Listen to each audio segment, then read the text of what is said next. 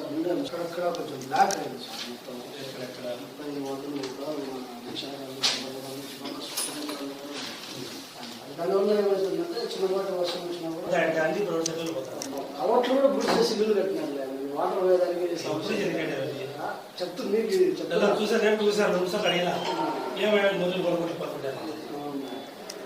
దగ్గర కట్టేస్తున్నారు.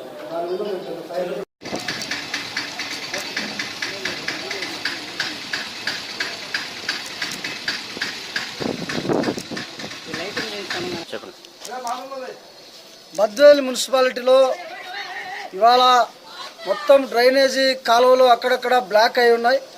ఆ కాలువలు బ్లాక్ కావడం వల్ల మొత్తం డ్రైనేజీ ఎక్కడికక్కడ నిలబడిపోతూ ఉంది. అందువల్ల బద్వేలు పట్టణం మరో జలమయంగా మారేటువంటి అవకాశం ఉంది. కాబట్టి ముందస్తుగా ఆ డ్రైనేజీ వ్యవస్థ మీద దృష్టి పెట్టి మొత్తం వర్షం వచ్చేటువంటి నీరంతా కూడా రోడ్ల మీదకి వచ్చేటువంటి పరిస్థితి ఉంది. కాబట్టి మున్సిపల్ అధికారులకు మేము ఒకటే విన్నవించాం, సార్ ముందస్తుగా మొత్తం ఈ బద్వేలు పట్టణంలో ఉన్నటువంటి డ్రైనేజ్ మీద దృష్టి పెట్టాలి. లేని పక్షంలో మొత్తం సీజనల్ వ్యాధులు స్టార్ట్ అయ్యేటువంటి పరిస్థితి ఉంది. మళ్ళీ బద్వేలు అంతా కూడా మొత్తం మెయిన్ రోడ్లో కూడా నీరు పారేటువంటి అవకాశం ఉంది. అక్కడ స్టోరేజ్ ఉండడం వల్ల ఈ దోమల బెడలతో అనేక రోగాలు అంటేటువంటి ప్రమాదం ఉంది. కాబట్టి మొత్తం ఈ డ్రైనేజ్ వ్యవస్థను క్లీన్ చేసి మొత్తం ప్రజల రోగాల నుండి కాపాడాలని చెప్పి కోరుకుంటా ఉన్నాం.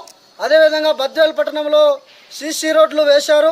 సీసీ రోడ్లు వేసిన తర్వాత మొత్తం సైడు మట్టి తోలడం మానేశారు, కాంట్రాక్టర్లు మరిశారు. కాబట్టి మేము ఒకటే భారత కమ్యూనిస్ట్ పార్టీ తరఫున కోరుతా ఉన్నాం, ఎక్కడెక్కడైతే సీసీ రోడ్లు వేశారో ఆ సీసీ రోడ్ల పక్క సైడు మట్టి తోలకపోవడం వల్ల వాహనదారులు ఇబ్బంది పడుతూ ఉన్నారు. అదేవిధంగా కాలనీలో చిన్న పిల్లలు ఆడుకుంటూ కింద పడేటువంటి ప్రమాదం ఉంది. కాబట్టి తక్షణం రోడ్డుకి ఇరువైపులా మట్టి తోయించాలని చెప్పి, అదేవిధంగా బద్వేలు మున్సిపాలిటీలో ఉన్నటువంటి కలవట్లు కాలువలు మొత్తం ఆక్రమించి నిర్మాణం చేపట్టారు. అవన్నీ కూడా తొలగించి బద్వేలు మరో జలమయంగా మారకుండా చర్యలు చేపట్టాలని చెప్పి మున్సిపల్ అధికారులను కోరడం జరిగింది.